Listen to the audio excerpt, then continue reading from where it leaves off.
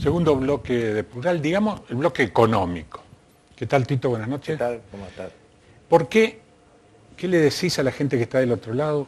Que no consigue que nadie lo contrate para cortar el pasto, que no consigue que nadie lo contrate para pintar la casa. ¿Por qué? ¿Qué pasa?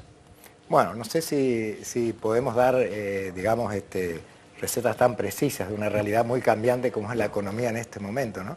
Pero podemos mirar algunos números que están desmintiendo la teoría de la tormenta que vos te referías anteriormente y que nos quieren endilgar desde el gobierno.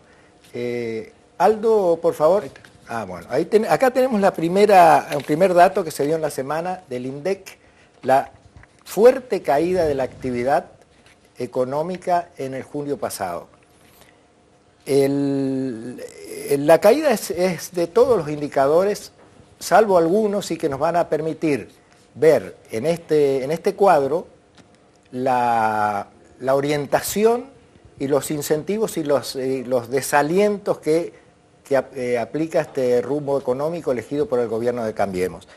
Creo que, bueno, podemos mirar los números, vemos ahí abajo todo lo que se ve de este lado, del lado izquierdo del cuadro, vemos que son los sectores que han caído, algunos muy fuertemente, como por ejemplo la pesca con 29,5%, y las actividades agropecuarias que reflejan, en principio, la sequía, pero también las manufacturas y también la gran parte de las actividades, el comercio minorista, etcétera, etcétera. Siguiendo hacia la derecha vemos que las actividades vinculadas al mercado interno en general muestran una pequeña o casi insignificante crecimiento. Ahora, ¿qué vemos más arriba? Más arriba vemos que se destaca con toda claridad un crecimiento que recuerda lo que se llamaba las tasas chinas, ¿te acordás de la época de Néstor Kirchner? Es decir, un 10,8% de crecimiento. ¿Qué es lo que creció con tanta energía en este momento de depresión de la economía argentina? Las actividades, la intermediación financiera. La intermediación financiera creció en el periodo, o sea, en el mes de junio pasado, 10,8%, mientras el conjunto de las actividades mostraban una tendencia hacia el retroceso y hacia lo que se interpreta un panorama crecientemente recesivo. En este sentido, es bueno reflexionar que esto refleja la corrida cambiaria y refleja también la orientación favorable a la especulación financiera que subyace a esta corrida. En el mes anterior, para dar un dato ilustrativo, los bancos, tanto nacionales como extranjeros, tuvieron un ingreso de aproximadamente 14.500 millones de dólares. Ese ingreso fue 74% superior al mes anterior, es decir, al mes anterior a la corrida cambiaria. Entonces, ¿qué estamos diciendo?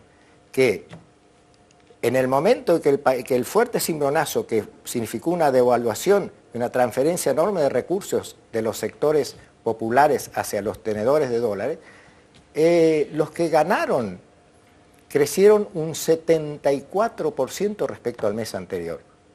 Bueno, en este sentido, ahora podemos pasar a la otra placa. Vamos a ver que también en este mes hubo un dato que se puede interpretar que formalmente como positivo, pero que refleja lo que estamos diciendo, que es un panorama de recesión de todos los sectores vinculados a la actividad económica real, no al negocio o a la timba financiera. Esto es el déficit del comercial argentino, que en este mes cayó de una manera sostenida de 7,5% en cuanto a la parte de las importaciones y cayó 1,4% la parte de las exportaciones. El proceso es complejo, digo que es paradójico porque si bien está bien que haya menos importaciones para balancear un desequilibrio fuerte que venía teniendo la balanza comercial durante todos los meses anteriores y que achicó el déficit, ese déficit que se achicó de, digamos, más de 1.500 millones de dólares a 300 y algo millones de dólares, se achicó en base al mismo proceso que estamos señalando.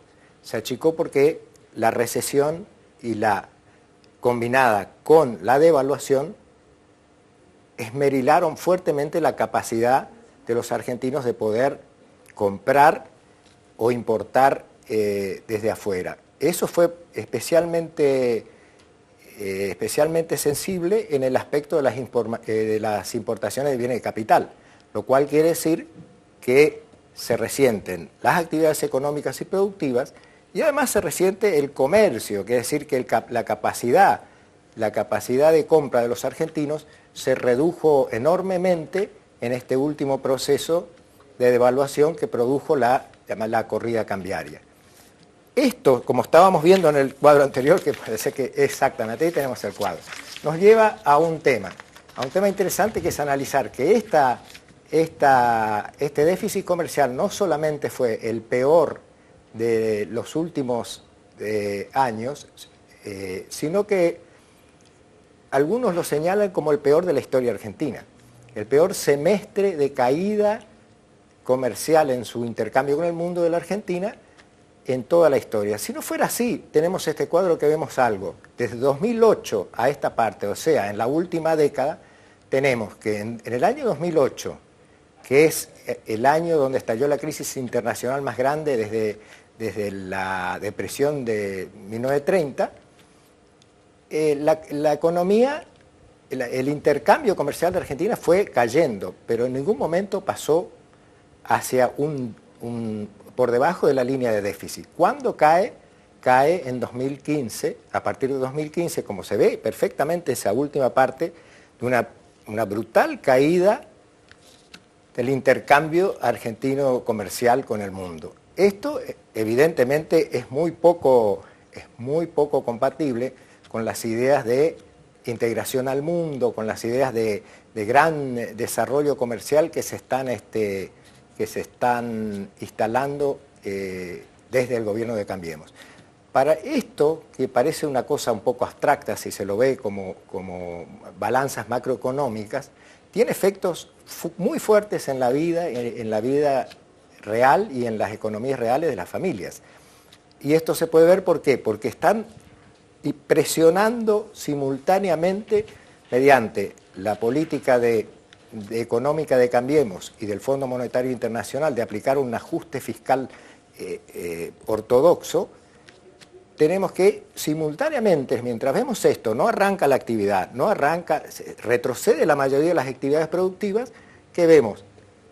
Se anuncia aumento de tarifas, se anuncia aumento de combustibles para este mes de 5%, 8% en las naftas, y se anuncia un poderoso recorte en los planes sociales y en los planes de viviendas de parte de la nación, lo cual va a recaer el ajuste sobre los trabajadores y sobre las provincias. En una palabra, la pregunta que yo te hice, nadie contrata a los Casanchanga porque la plata se la llevan los bancos. Se la llevan los bancos y no dan propina siquiera, como que... Vamos entonces a terminar el bloque. Está ya en el estudio el diputado Martín Sereno, que estuvo en el Chaco reunido con movimientos sociales y que tiene el mérito de hablar.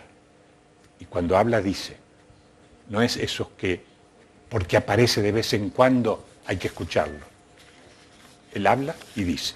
Vamos a escucharlo en el próximo bloque.